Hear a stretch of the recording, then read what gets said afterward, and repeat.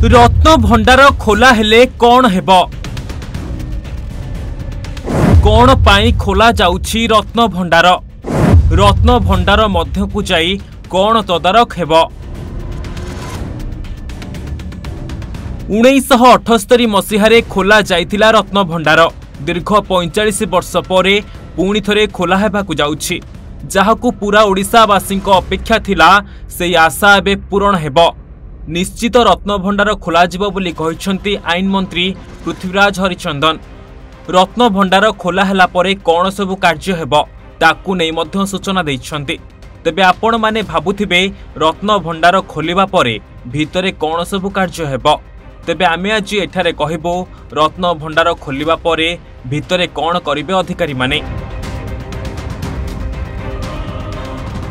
आसंता 6 तारीख परे निष्पत्ति हेब केउ दिन खोलिब रत्न भंडार। 16 जणिया कमिटी निष्पत्ति नेबे रत्न भंडार खोलिबा नै। तेबे रत्न भंडार खोलिबा परे मुख्य कार्य रहिब अलंकार गणति। प्रथमे अलंकार सबुकु सठिक भावरे महजूद अछि कि नाही ताहार तदारक कराजिब। केउ अलंकार केते परिमाण रे रहिछि ताहार तालिका प्रस्तुत हेब।